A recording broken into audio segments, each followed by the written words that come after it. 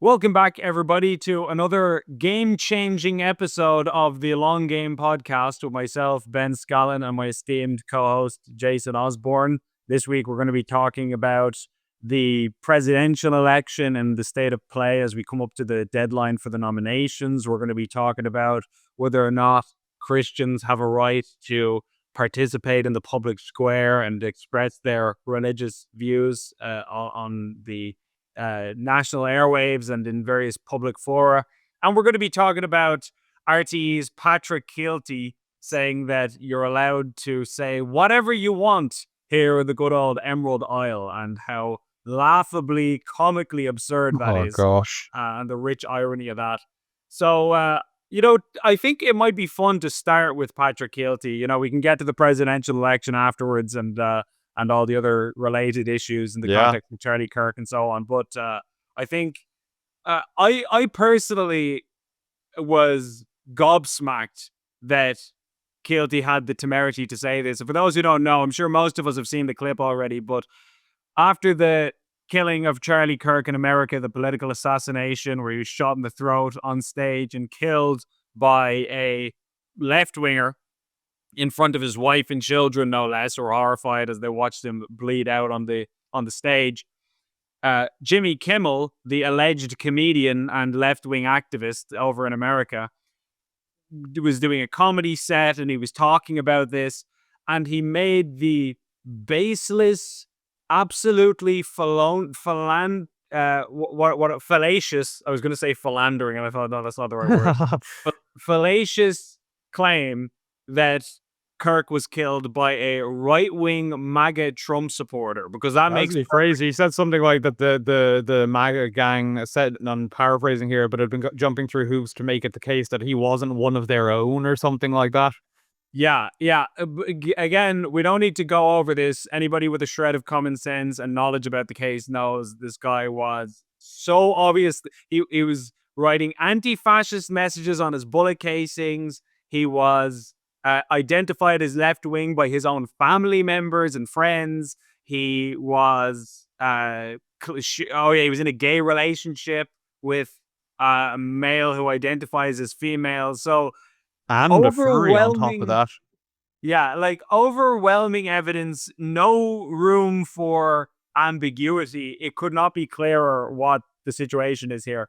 But regardless, Jimmy Kimmel went on television. He made this obviously false claim, slandering Charlie Kirk's audience and conservatives everywhere as being responsible for killing one of their own people, which makes no sense.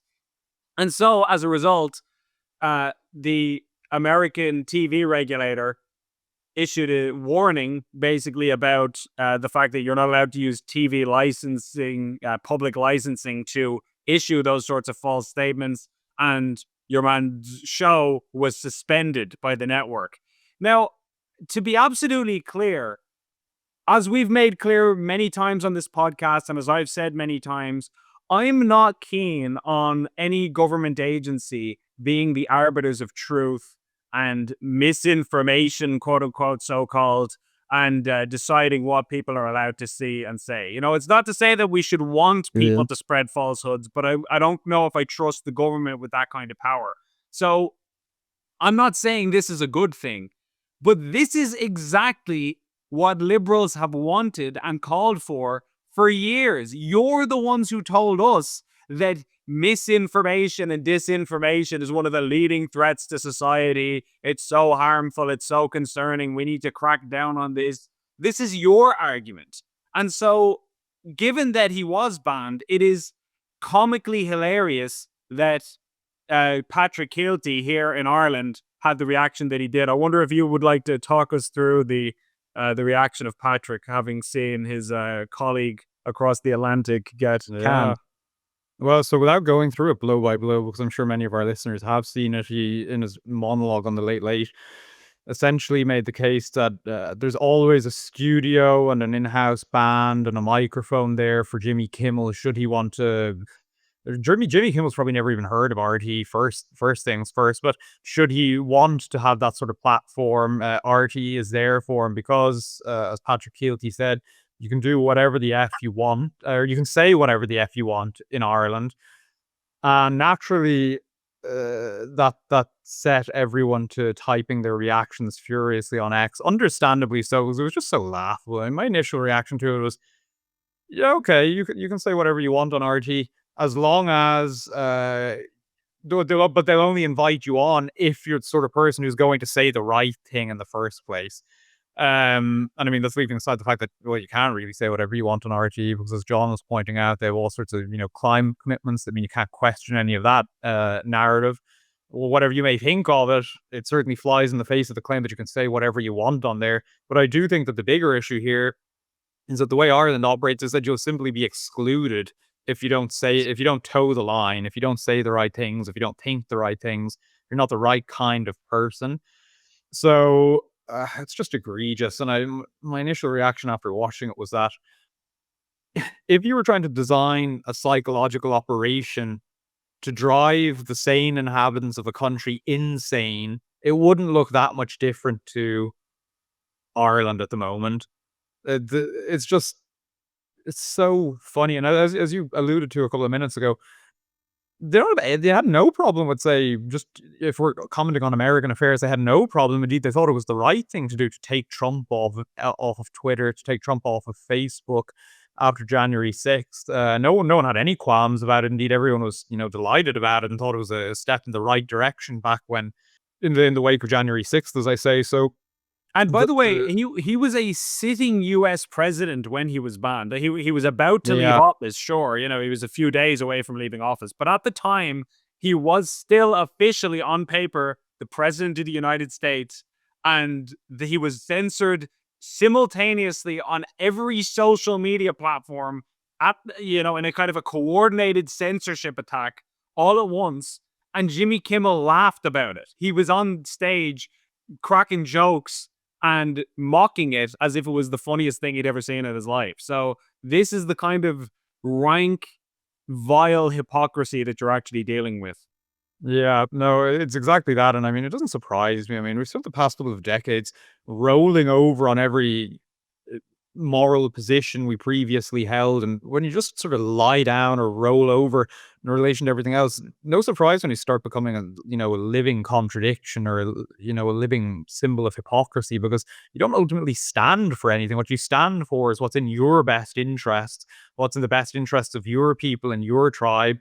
And obviously, in this instance, as far as Patrick Kielty and the liberal elite commentariat in Ireland, and obviously in the US, what's in their interest at the moment is fighting Jimmy Kimmel's corner, because they don't like sort of the way things are going.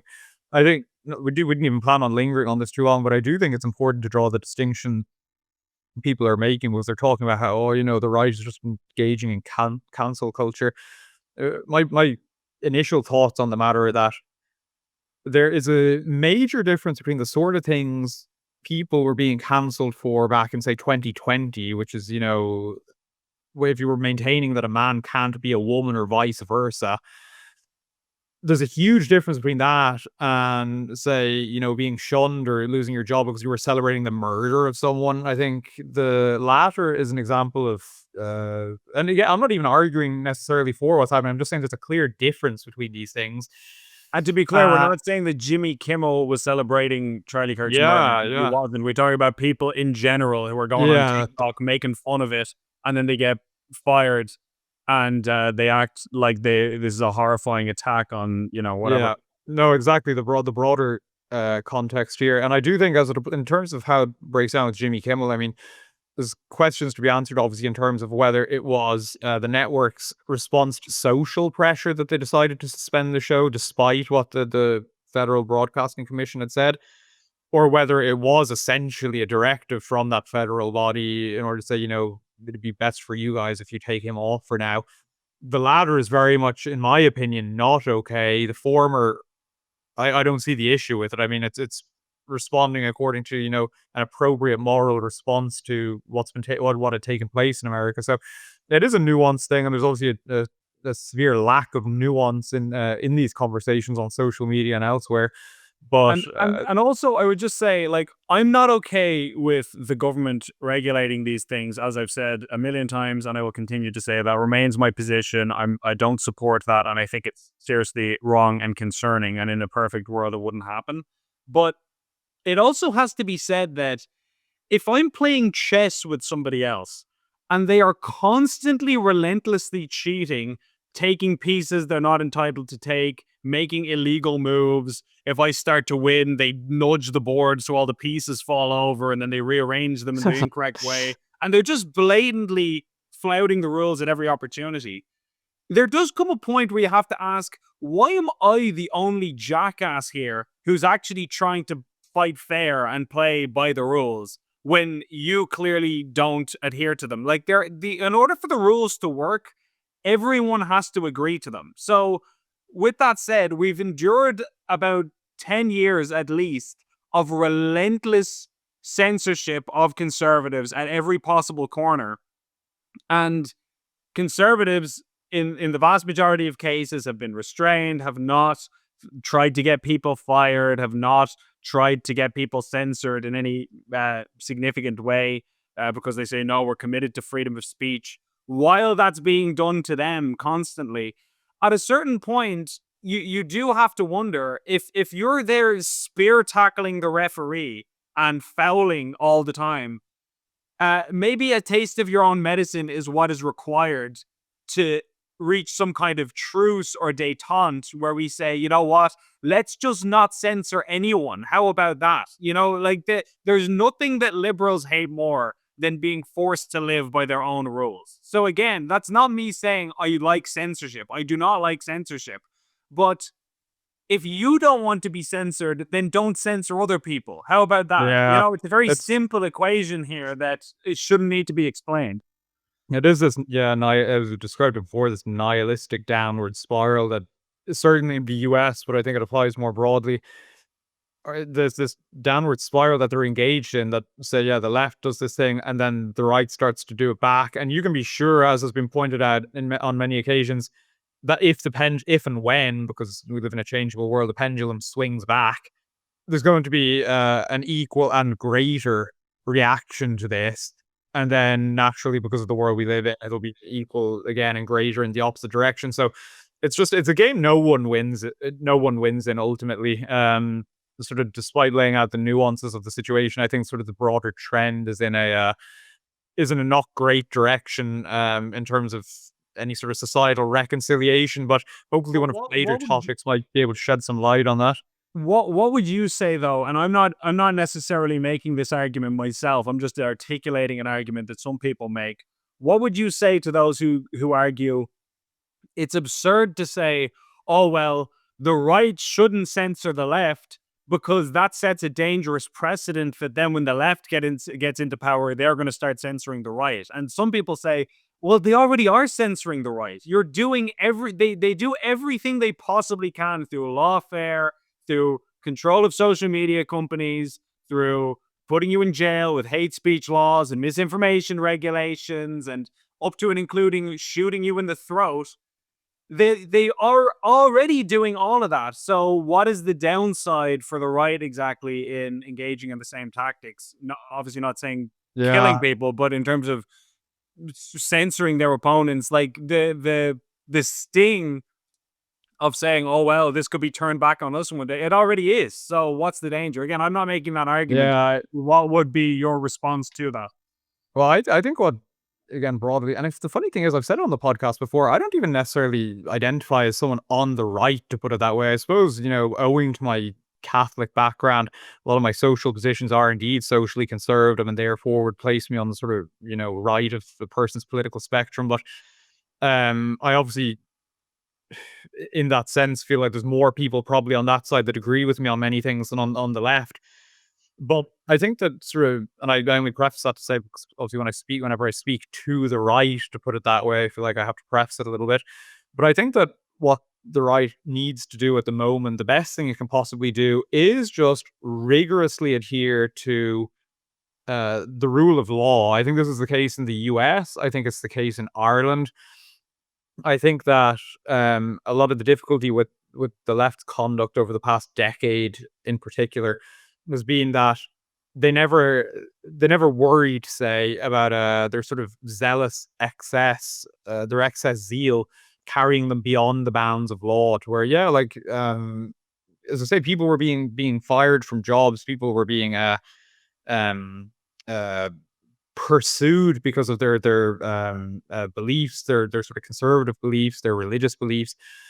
People are being hounded for having completely reasonable positions and opinions on different things. And what the right needs to do is just adhere, like glue to the rule of law, which is a good system that they have in the US, that we have in Ireland. It needs to go back to, yeah, as I sort of said with the whole Jimmy Kimmel case, enforcing traditional morality, like the idea that it's not okay to laugh and, certainly there's a difference between sort of, you can have your free speech, you can say, oh, someone got what was coming to them. And then there was a whole load of people who were obviously saying, oh, this person next, this person next. So this distinction is not kind of speech. But it should be the case that, like, there should be a stigma to, yes, celebrating the murder of someone, to sort of endorsing political violence and things like that. So I think that, you're able to, be really tough with the rule of law, and you're able to enforce moral standards without sort of playing the same game the left was, because that was always indulging in excess. It was always engaging in, and this is, I'm sort of speaking more so to the American context here at the moment, but it applies no less to Ireland, where the rule of law is certainly the right's friend. I think Thomas O'Reilly, who obviously was with the Eurocon, is sort of based in, he was, I should say, is based in Brussels, was making this point over the weekend on X, and I think he's absolutely right that a lot of these systems that we have are absolutely the friend of opposition movements, the right, all of these different things. So I would essentially just make the point that, like, go back to basics. I think that's how you would sum it up. Go back to basics and do the basics well. And yeah, even if the other side isn't playing fairly, the basics do have the tools there to address that situation, as long as you do those things. Um, as long as you do those things in a spirit of, goodwill and diligence. Absolutely. And as long as you go on RTE and say whatever you want, because that's apparently allowed. I know we went on a bit of a tangent there, but yeah, suffice to say, boo, Patrick Kielty. Yeah, unbelievable. The funniest part of it was when he said, like, there's lots of powerful people in this country who would like to take us off the air, and our employers would never consider canceling them. And I go, yeah. There's lots of people in Ireland, politicians, who really hate the Late Late Show, and they'd love to do. Patrick John Wick Kielty is written. You know that poster with all the guns pointed at John. Yeah. That's him. Like, you're really sticking it to the man there. I know they hate the RT so much they gave them, like, it was a 700 million or something like this to keep going. RTE issued an apology to Pascal Donahue a couple of years ago because they asked him a hard question. They accidentally asked him a question about something to do with children's shoes. The taxes. I remember this old controversy from decades ago. And, Pascal clearly got offended and upset that he was asked about that. And so they issued an apology after the fact. So, yeah, really under the threat of persecution there. Like, as an actual journalist who has had politicians walk off stage while I'm asking them a question, calling to have our press credentials revoked, calling to have our funding streams attacked, things like that. Don't what is it that old meme, like, your my culture is not your costume, you know what I mean? Like back off there, buddy. So yeah, that was hilarious. But with that said, I don't know where we should go next. Should we move on to the presidential election? And yeah, exactly. Yeah, I think that's the best way to do it. Yeah, move on to that, because obviously we should preface that by saying that we're recording about midday on Monday. So by the time this comes out, there'll probably be some updates that we aren't privy to, not being time travelers. Yes, unfortunately, the flux capacitor at the Gript office has malfunctioned, and so we will not be able to get you next week's news today. So But yeah, despite Ben's very best scheduling efforts, it's like yeah, autistic levels of detail in his schedule don't grant him the ability to travel forward in time. not just yet. I haven't gotten. Actually, my goal is to have my schedule become so efficient that I actually start to get into negative time where I'm doing Oh, very things. good. I can. Yeah, exactly. So, regardless, the presidential election rolls on. The nomination closing date is this coming Wednesday. So after Wednesday, if you're not on the ballot, you will not be able to get on. It will be closed. And so currently, by the maths of the lay of the land, the only people who can get on are Maria Steen and Garrett Sheridan. Maria Steen obviously being kind of like a conservative campaigner, and Garrett Sheridan being kind of a centrist businessman is the read that I've gotten on him. So Maria Steen has 13 Oireachtas nominations, or 17 if you include Independent Ireland. And there's a kind of a they're in a twilight zone area where they're saying we're going to support her, but only if she gets a few more nominations. And they have this bizarre kind of stance. So she she needs 20 to get on the ballot. So let's just give her the 17 and say that she's three away. So that's the bridge that she has to surmount. And then we have Garrett Sheridan, who is on two nominations from county councils. He has the nomination from Kerry and Tipperary, and he needs two more in order to get on the ballot. So this morning, he's going before a whole variety of councils. He's just been rejected by Meath, unfortunately for him in his campaign. So he has two more. So the margin of error is now zero. Like he needs to get every single nomination from a council that he can, or else it's just not going to happen for him. And so the I suppose if you're an independent minded voter who's not keen on the unified left candidate Catherine Connolly, and you're not keen on the government, then you're kind of running out of road for potential alternative options. Yeah, you are, and I mean, especially after yeah, Sinn Féin's game changing announcement at the weekend, which you obviously had to pull yourself out of bed and haul ass to Dublin to make it to. So, how did you find that, having gone to such lengths to go and cover their explosive announcement that they were backing Catherine Connolly? Yeah, so I live down the country, and it was a weekend. They had to make the announcement on a Saturday. And usually the reason Sinn Féin and other parties hold things on a Saturday, even though it's annoying to have to work at the weekend, is they want to make the Sunday papers because you want to make as big a splash as possible. So it's a kind of a political strategy that they employ. So the And so, journalists would have been scenting the blood in the water come the press conference. well, you think you think, okay, you're holding it on a Saturday. You're dragging me out of my home down to another county to do this with all the other journalists. So it's got to be good, right? Myself and all the other political correspondents were racking our brains saying, who could it be? Could it be? I mean, there was that speculation. Jarlath Burns was Jarlath Burns of the GAA, is it going to be him? But then he ruled himself out the day prior. And Mary Lou McDonald had promised this big reveal. Who's that Pokemon? We had this cloud of speculation hanging over the whole process.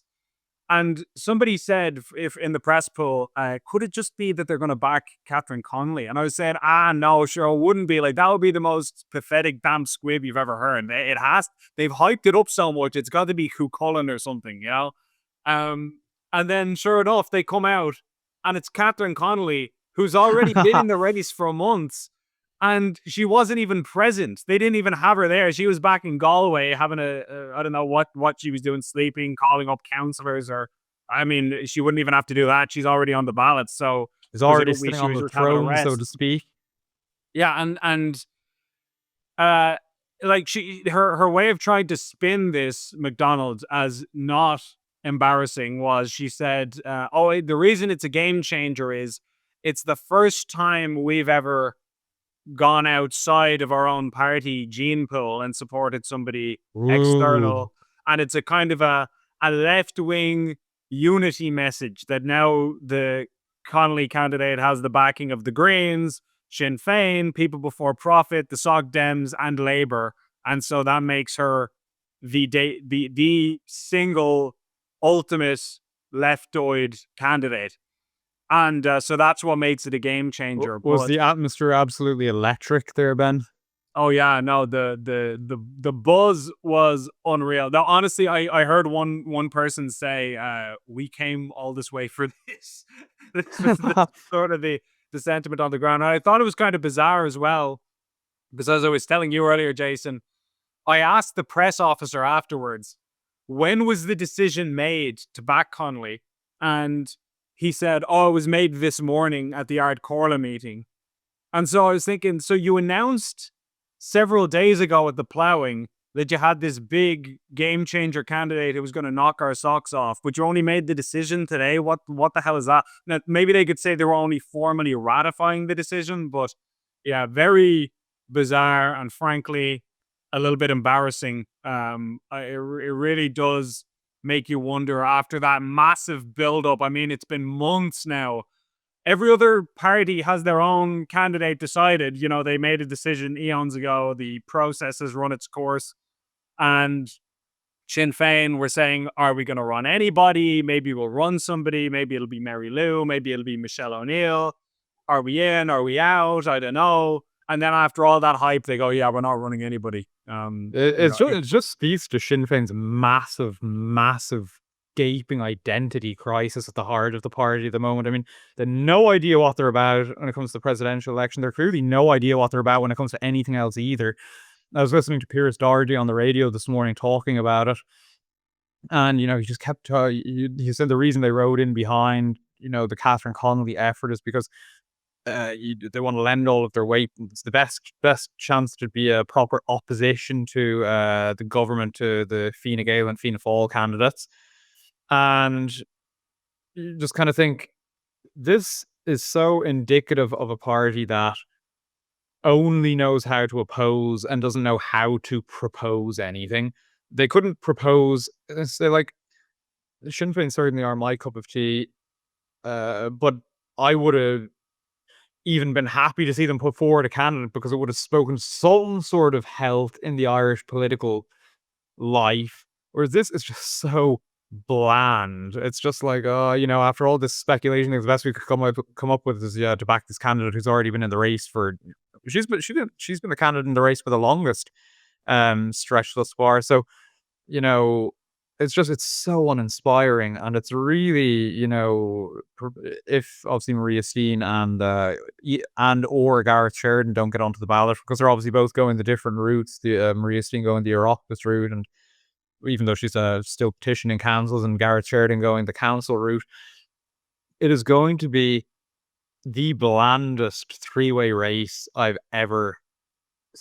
blandest political race I've ever seen in any country ever. I'm going to go out and say that. Like, what the hell is the substantive difference between Heather Humphreys and Jim Gavin? I mean, what's it's so symbolic of there being sort of not even being an inch between Fine Gael and Fianna Fáil in the present day. They're what substantive social issue do they differ on? I can't think of any off the top of my head. Sure, they come from different places, different backgrounds, but what does that result in? It doesn't really result in anything.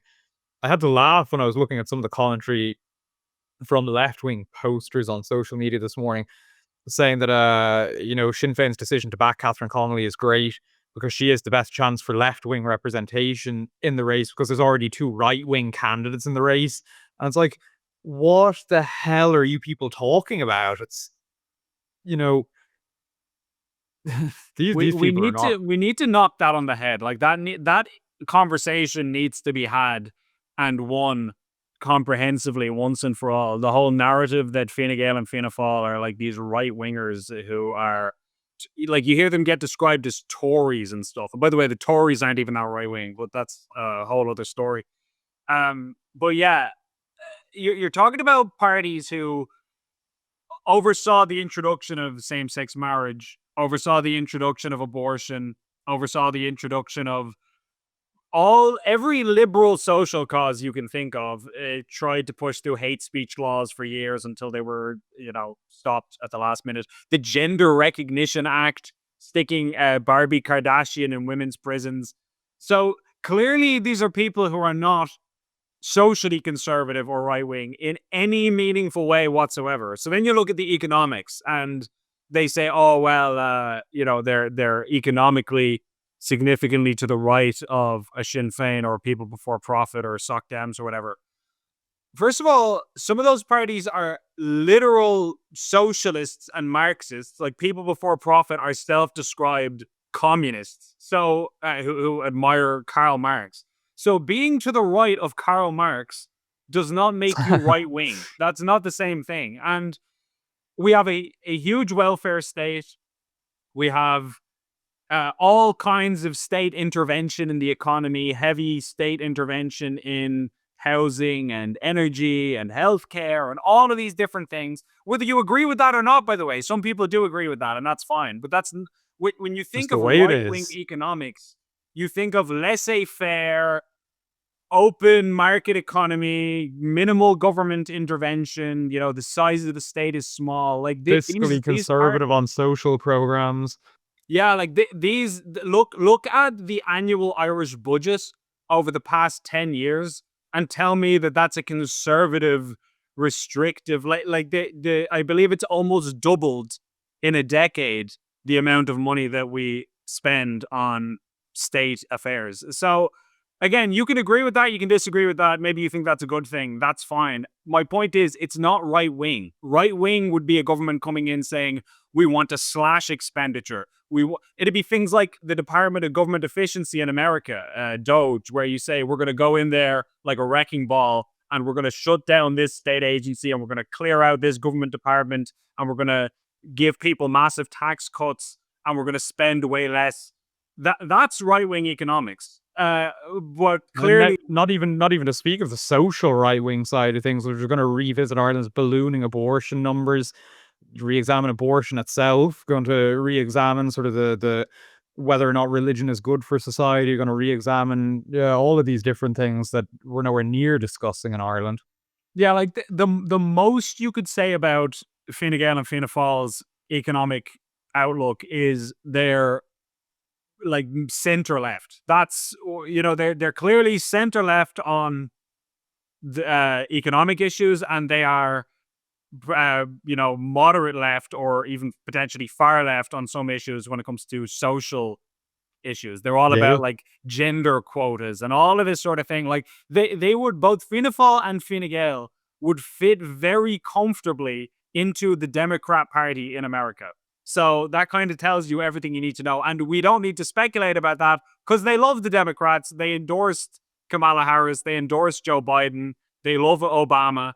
This is not hard. You don't need to be a political genius to work this out. So No, with all of the that, only reason people are able to say things like that you've already got two right wing candidates in the race is quite simply because Fianna Fáil and Fine Gael aren't as radical as these people are, as these posters. They are not right wing, and when you realize that this is not an insignificant faction of people in Irish society. It's like, again, the fact that they're all willing to sort of back Catherine Connolly, who is a candidate they're all happy with, sort of on that end of the political spectrum, is proof of the fact that this political persuasion has a much, much greater presence in Irish politics than anything even vaguely right wing. I would say that if any of these posters are watching this podcast, take it from us, who, despite my saying that I don't particularly identify with the position on the political spectrum so much as with my faith, Jim Gavin and Heather Humphreys are not right wing candidates. Fine Gael and Fianna Fáil are not right wing parties, not in the slightest. So we got on a bit of a tangent here, but suffice to say, Sinn Féin's announcement. Oh, I did it again. I was going to say I saw a commentator saying, not a commentator, a commenter saying last week that dare Jason to make it through the podcast without saying suffice to say, and I'm after failing that already. But suffice to say, not the booming announcement politicos were hoping for. and so that kind of dovetails with what else we wanted to discuss, which is the fact that there is this gaping hole now in the political options that are on offer for the presidential election, because you've got the Fine Gael, Fianna Fáil candidate who are clearly, at most, you could say they're centrists, and again, I would say they're centre left. But let's put them in the centre to be super charitable. And then you've got the left wing candidate, who's Catherine Connolly, and then isn't there something you're missing? Isn't there another element to this that is being overlooked in the form of somebody who maybe a social conservative might support? Because Maria Steen has been treated with absolute contempt. And like, to be clear, we're here on this podcast. We don't endorse any individual person. We're not. We've never said vote for this or that person. We just shared our No. opinions on things. Exactly. Yeah. So this is not saying I want this person to win or I want that person to win or whatever. But it's just merely to say that one of the main arguments being leveled against Maria Steen for why she should not be able to get on the ballot, including by people like Senator Gerard Crowell, who I have time for, by the way. I don't dislike Senator Crowell, and he's like, I'm not saying this to attack him as some people have, but it is just a fact that he was bringing up the fact that she's kind of socially conservative. She voted no to abortion, and therefore it's not right that she should be on the ballot, given that the country has already rendered its verdict on that issue in the form of a referendum, which came out for the yes side. But the problem with that is about a third of the Irish electorate are conservative. And we know this, socially conservative at least. And we know this because in the same-sex marriage referendum, about 730,000 people voted no. So that's a huge, that was about a third of the votes, or a little bit over that. And about the same number voted no to abortion. So that was all within the last decade. This is not ancient history. This was 2015 and 2018, respectively. So currently walking around in Ireland, there are hundreds of thousands of people, as much as 1/3 of voters, who have a conservative outlook on these issues. And what we're effectively saying is that those people's desires do not matter, and they should not even be allowed to cast a vote for their preferred candidate. That's how beneath contempt their views are. And this is what Maria Steen is being pilloried for holding views that 1 in 3 people hold. Like, I don't know how we would consider that to be a disqualifying factor, or how that's respectful to the public and to democracy at large. No, and people feel, the fact that people feel so comfortable voicing the idea that people with these views shouldn't be allowed to hold office, or shouldn't. And speaking about holding office is one thing, but it's also the idea that even if you express these views, you're a deplorable person, and you shouldn't, there shouldn't be any time of day given to you in polite society or anything like this. I feel like sort of emblematic of this is a tweet Maya Dunphy put out, that broadcaster. And the reason I feel like it's fair game to comment on this is because she has 90,000 or so followers on X, which is not insignificant. And she posted the other day saying, here's the thing about the Irish presidency. Any candidate must reflect the values, not the politics of the people. So anyone who is anti any of the laws and changes we've already made, and she puts in brackets here, marriage equality, 8th Amendment, etc., simply isn't right for the job. I mean, leaving aside all of the problems with that statement, the idea that if you oppose, same-sex marriage, the 8th Amendment, that you're somehow unsuitable to hold this civic office is an extraordinary statement for all of the reasons you've outlined, Ben, that there are hundreds of thousands of people walking around in Ireland who seem to be very much socially conservative. A healthy democracy includes those voices. Like, you and I have never, ever called for the censorship or for the oppression or for, outlawing from office people on the left whose opinions we do find to be abhorrent. Genuinely, again, let's go back to the abortion thing with this one. You and I are both pro-life, and we've no problem saying so. we believe obviously that, the most fervent advocates for the pro-abortion position are, advocating essentially for something that allows the murdering of children. Um Unborn children, obviously, and you're seeing the rotten fruits of that in all sorts of ways. There was the report last week or 2 weeks ago about 12 children being born alive after abortions, which is the stuff of nightmares. So that's what we believe our opponents are advocating for. What they believe we're advocating for is withholding a woman's right to choose. So you've got on the one hand, the perspective that you've got essentially a almost genocidal policy taking place. I'm not even gonna say it almost, I mean, pretty much is. And then on the other hand, you've got, withholding a woman's right to choose in relation to a particular form of healthcare to embody their worldview for a moment.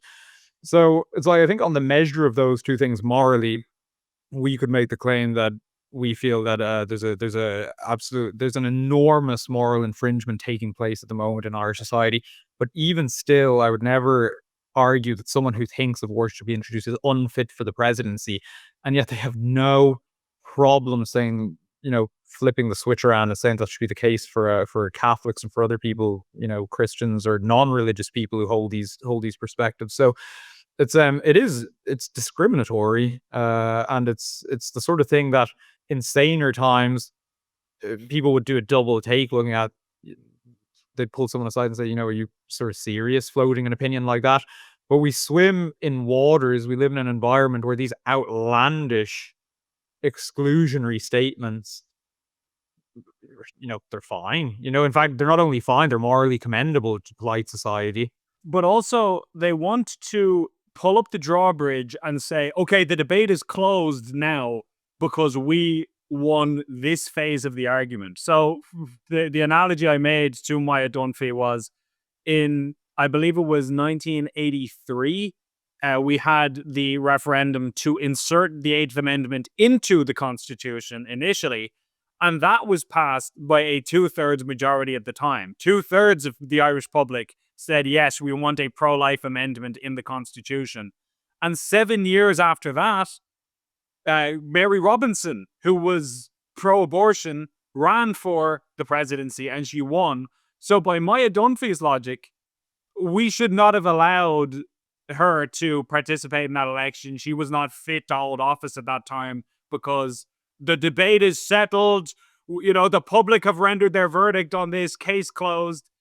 But of course, that was not the argument of conservative people at that time, and she was not prohibited from running, Mary Robinson, and she did win the presidency. So, they forget, they have such a myopic view of time where they say, at this precise moment in history, our argument has temporarily gained the upper hand, and now that conversation is finished permanently and can never be discussed or relitigated ever again.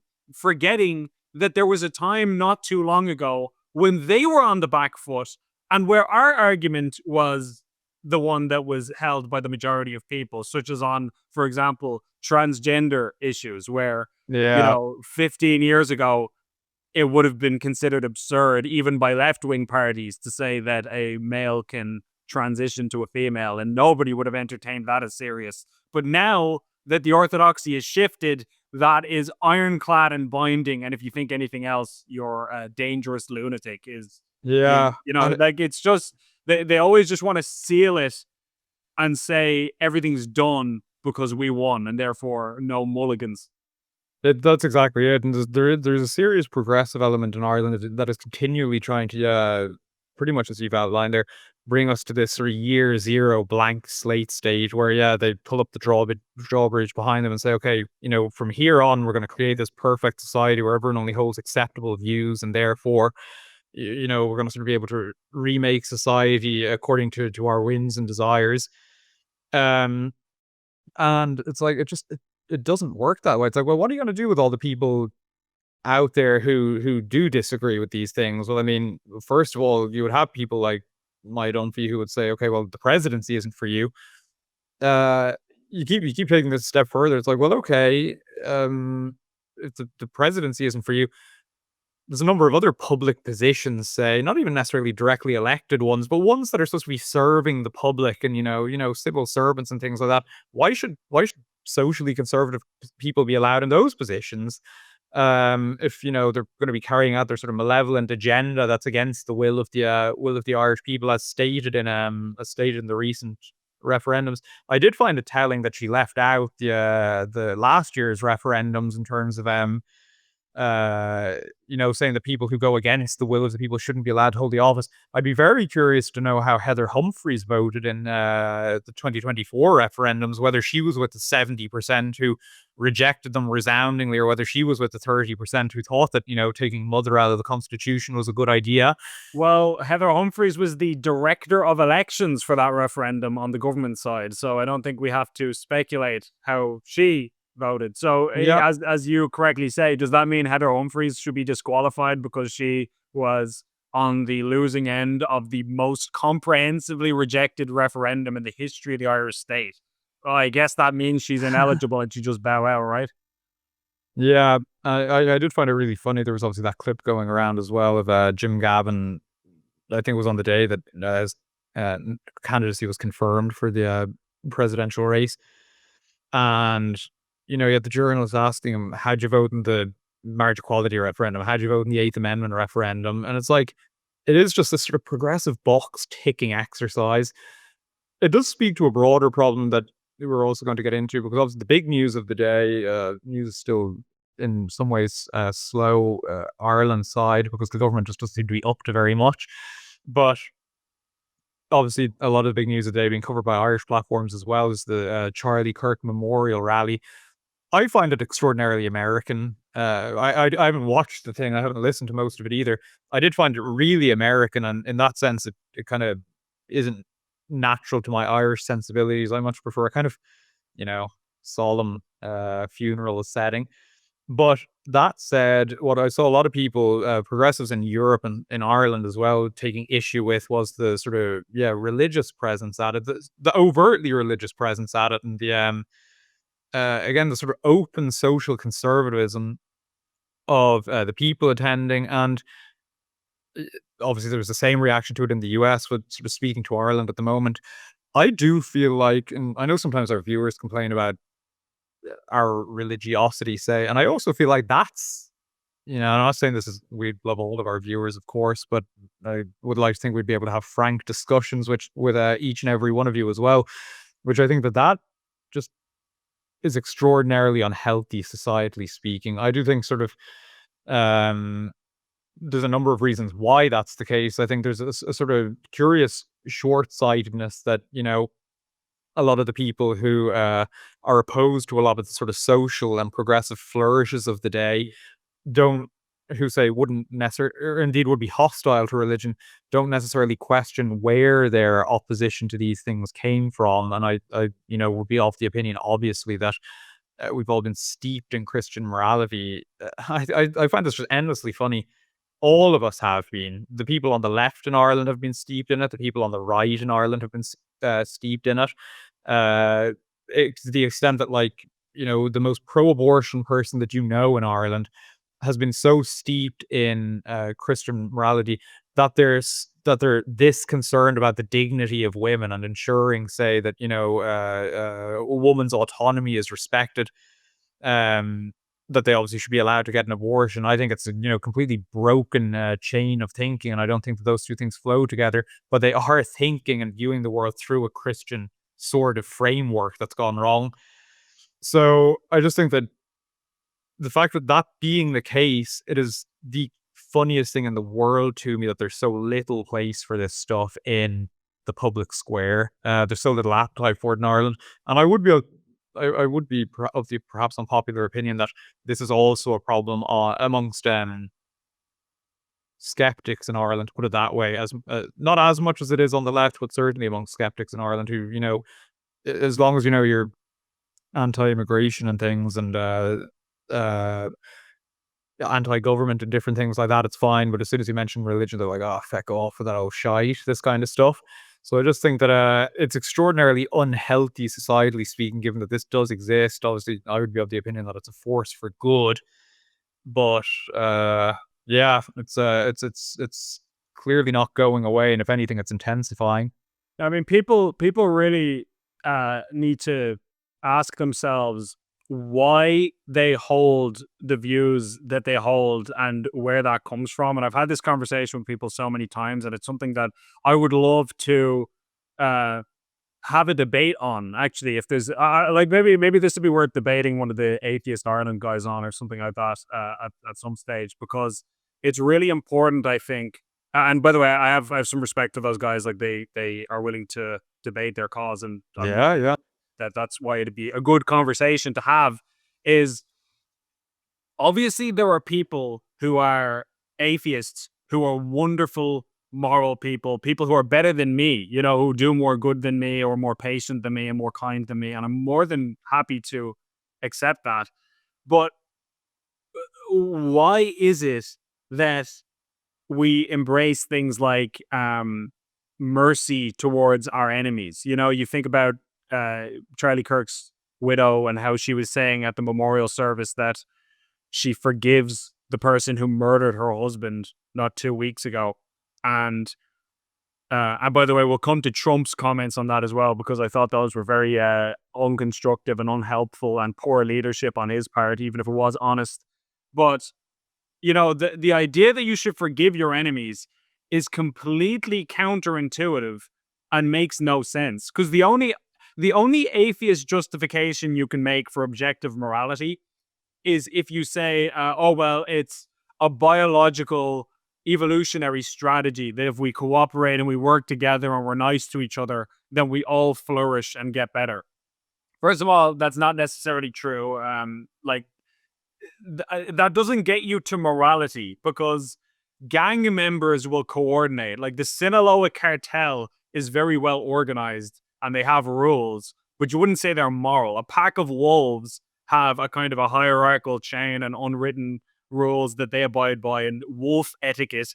They're not moral. So saying we coordinate with each other doesn't mean anything. But second of all, um, that doesn't get you to things like self-sacrificial love, like a firefighter during 9/11 running into a burning building to save strangers and losing his life. We'd all say that that person's a hero. You can't justify that using biology and evolution, because actually, from an evolutionary perspective, if you sacrifice your life to save a stranger, you're an idiot. You're a failure from a genetic perspective that you're now not going to be able to pass on your gene. There go your genes, yeah. Yeah, like for this random nobody, like that's actually a terrible evolutionary strategy. So that doesn't make any sense. You could say, oh well, it's based on empathy. It's because if somebody else is in a terrible situation, you feel bad for them and you want to help.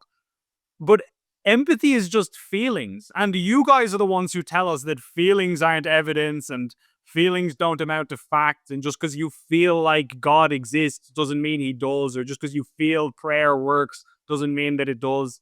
Well, just because you feel like it's wrong to kill people doesn't mean it's wrong. You have to demonstrate it to me using some kind of objective criterion. And you can't based on your own worldview. So, uh, on and on. So, as I say, when you hear people saying, I forgive my enemies, I forgive the people who killed my family members, I forgive my attempted murderer, like when John Paul II got shot and he forgave the guy in prison, and they became friends, actually, they would write to each other. You can't get there in any kind of intellectually consistent way from the starting point of atheism. And that's where I thought it was really wrong for Trump to come out and say, actually, I don't forgive my enemies. I hate my enemies. And Hey, I want the worst for them as well, he said. yeah, I don't want what's best for them. And like, I understand that. Like, that's a logical way to think. If somebody has done horrible things to you, of course, the knee jerk emotional reaction is to want to lash out in anger and to want, like, or even, it's not even necessarily just an anger thing. It can be a pining for justice. If somebody's done something very evil, you can thirst for justice and say, I want this person to be punished so that this awful wrong can be rectified. And that's a natural and even sometimes good instinct. But to say I hate my enemies is a fundamentally unchristian worldview. that is not helpful for the president of the country to say at a time of deep, societal division. I thought it was an extremely poor show on his part, and it was not Yeah, becoming of the office that he holds. I just sort of have in my head when I 'cause obviously it was sort of all over my, yeah, social media this morning when I was having a look at, does that kind of like which way Western man meme was in my head, which is that you had the very clear, example of Kirk's widow who, yeah, just forgave the person who killed her husband. So she's obviously the primary victim here. Well, Charlie the primary victim, but she, after that, the primary victim along with their kids. And then you had, yeah, not long after that, and I haven't watched the whole speech yet, but I've seen sort of various snippets from it. It just seems to me that the tone of sort of Trump's contribution, he was sort of using it as a political rally nearly, to his own position, which seemed pretty inappropriate to me. But thankfully, we have the podcast here, so we can make more nuanced points than would be allowed in a tweet. I actually thought, yeah, he was just being honest when he said, I know Erica was saying that she, forgives him, but she's like, I actually hate my enemies. Obviously, I don't want the best for them. It's like that's about as good as you're going to get ultimately on the natural level. I think it's why Trump is so successful. Like he really understands the way the world works. Um, you saw that throughout his presidential campaigning. You see it in his presidency and things like that. He is uh like all other connotations aside, but sort of like in a predatory mindset. Like he is extraordinarily successful. And this is part of that. It's like on a purely natural level, the hating your enemies and trying to crush them is the way to go. And yet, I find it extraordinarily revealing that everyone, bar sort of real radicals, acknowledge that Erica Kirk's way is the better way. That's how you take the temperature out of politics that is that's rising. And I know people will come back and say, yeah, but it isn't people like her who need to take the temperature out of politics. It's people like the guy who shot Charlie Kirk. He should have been the one practicing forgiveness and things like that. It's like, well, how do you expect other people to practice these things if you don't practice them and you don't provide an example? And Yeah, I yeah, hate, can I just say I hate that? I hate the excuse of saying I need other people to behave in a certain way, or else I'm not going to do the right thing. Like what you do is your responsibility. You have to make the right decisions, irrespective of what everybody else does. You can't say everyone around me is a scumbag, therefore I'm a scumbag. Like that's not how it works. So yeah, and I do just think there is a divine aspect to forgiveness because it doesn't make great worldly sense. I always hate when people like pay lip service to things Christ said, like, you should turn. Elon Musk is often guilty of this. He said that like this advice to turn the other cheek. He said that's a very wise thing to say. And it's like without the sort of divine framework behind it, it's not a wise thing to say. It's suicidally stupid. It's like if someone slaps you in the face, you should defend yourself, or else you and your people are going to be walked over. So it's just I suppose, yeah, in light of, yeah, a lot of this is obviously all over the news this morning, and it is sort of guiding a lot of the discussion that's taking place at the moment. And obviously, a lot of the Irish response to all of this has been very lacking, in my opinion. And I do think that it all speaks to the lack of, yeah, Christ at the center of a lot of these conversations. I do think that's where our beautiful and good culture came from.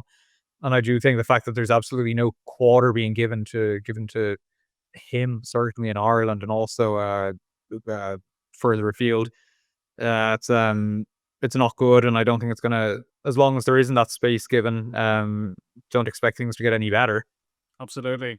I would love to have a 2v2 debate, you and me versus Yeah. to whoever really, I don't care. But just on the issue of can you root ethics in naturalism, or what is a better framework for ethics, religion or naturalism, something like that. I think that would be a Oh great yeah. debate. Oh, Um, I love apologetics. We obviously don't. I mean, some people would be annoyed by our frequent mentions of religion on the podcast, but like that's who we are. I mean, just in the same way that a non-religious person will talk about their background and why they think what they think. This is why we think what we think, and indeed, that's the case we've been making here. Indicates we think that you should be allowed to bring up religion in that context, but that's all just to say that this is my passion, as it were, renormalizing religion at the moment, and I think that I can't get enough of conversations like that. So Who knows? Maybe in the future we'll get that opportunity. Great. Well, thank you all so much for watching as always, and we hope you enjoyed it. We'll catch you all next week at the next episode. God bless. God bless.